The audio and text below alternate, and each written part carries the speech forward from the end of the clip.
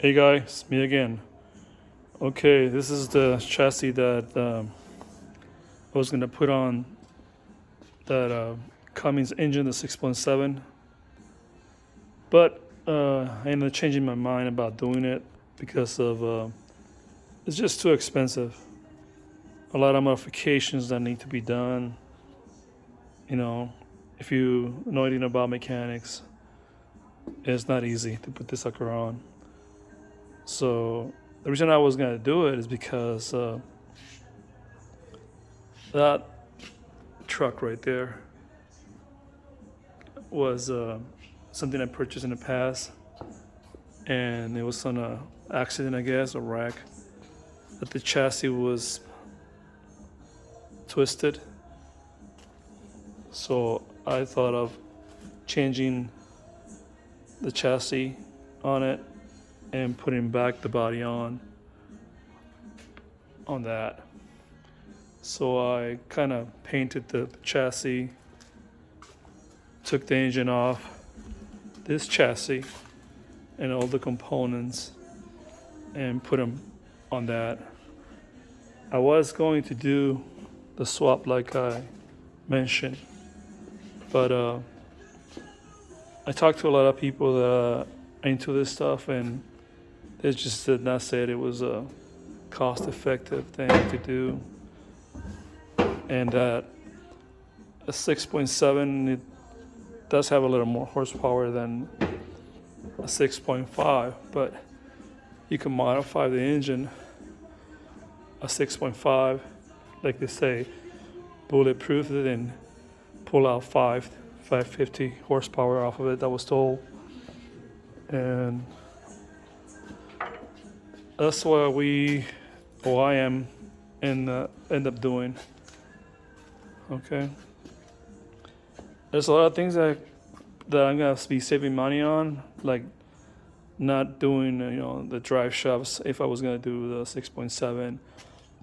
It's a lot of modification on the motor mounts and all kinds of stuff.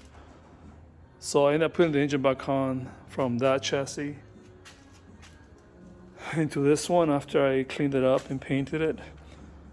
But I talked to a guy that I met online that he does diesel engines, and we're gonna end up bulletproofing this engine.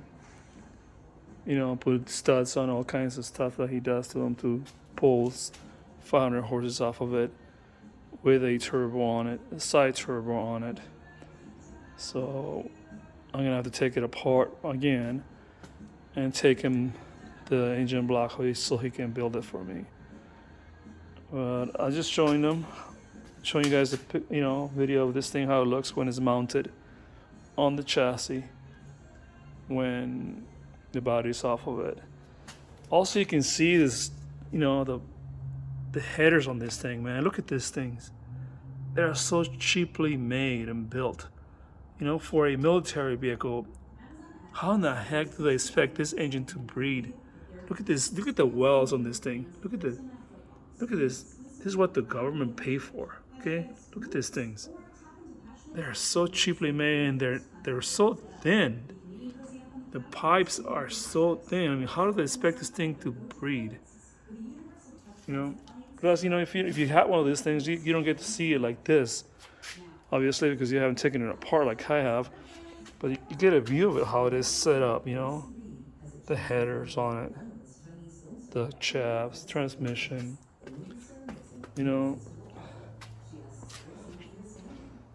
So I have no choice but to take it apart again and have the engine done, so I can pull some more horsepower off of it and put a turbo on this thing. So you can see how it is, where your stuff is at on yours, like comparing to this one.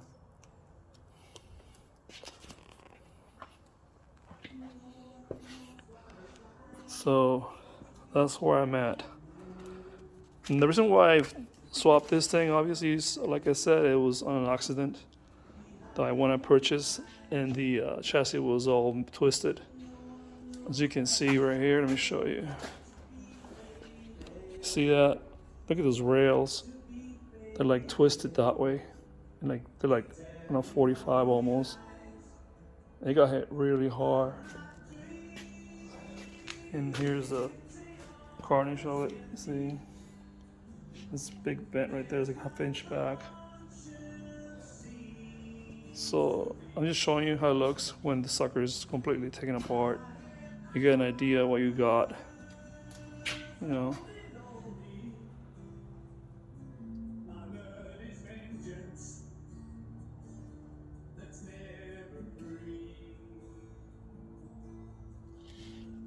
And here's the body. I know I mentioned in other videos on the harness on these things. You got a harness for the engine and a harness on the body. So when you disconnect them, just be careful you don't jank them out, because you're gonna end up messing up the harness. You got the battery cables there, you see. You got 3 cables that connect to the transmission. You got the drive shaft there, and you got this things here. See it? There's for the alternator or generator or whatever you want to call it. Here's the motor mounts.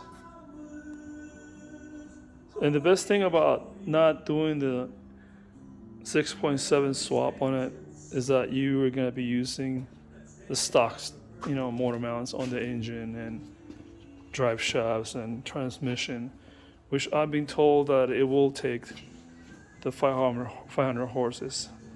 This guy that's going to build it for me, he said he's got a Tahoe engine, same engine on it, with the same transmission, all that, 4x4, and he says he's got a lot of power on it, the way he built it. So I will be posting videos on how it's gonna be built when I get the engine back, and I'm gonna take it apart and find the parts for the how to install the turbo, and I'm hoping I can find something better than these headers, something that will help the engine breathe better, for the exhaust. So I do not like this setup. This is so freaking cheap made. It just grabs from one side underneath the transmission into that and just pulls all the way out to where the pipe's supposed to be at. This is a run engine, but I'm not gonna do the 6.7 build. I will be doing a 6.5, and we're gonna bulletproof this thing up and see if we can pull 500 or more horses out of this thing, which I've been told that it can be done easily if you do it right. So this month coming up, I'm gonna be sending it out to this guy and see what he does to it.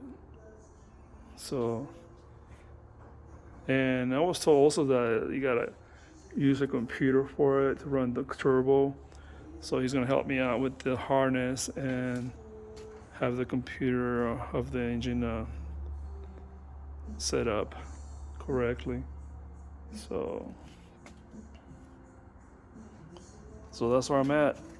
I'm still not finished with this thing. I have done other works and other ones I got just to keep the business going or keep the money in my pocket so I can pay the rent for this darn place. So anybody interested in purchasing one of these things, I got several of them that are already running humvees. These two here, they need gauge clusters. Man, those things are getting hard to get. Seriously, I've been looking for them, and people are asking for some outrageous prices for the gauge clusters on these things, because these suckers, I don't know why and the hell these people, whoever took them apart, they cut all the wires off of them. So I am missing the gauge clusters. These are running cars. I already went through them completely. These are 6.5s, and they're running. they run really nice. So as you can see, I'm missing the cluster on that one, missing the cluster on that one. So if you have any sitting somewhere in your garage, I would appreciate if you let me know.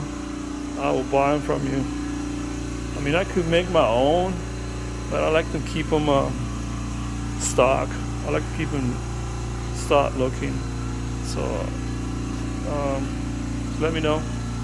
Anyway, it was just a quick video on these things. I will let you know about this one here. That's the one that's going to be a keeper when I get that engine rebuilt and done right by this guy. I go through the setup all videos when I set up the turbo on it.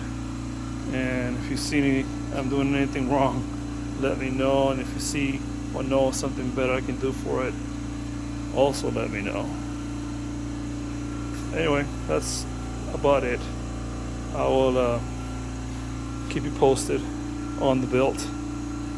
And that's it. I'll see you guys later.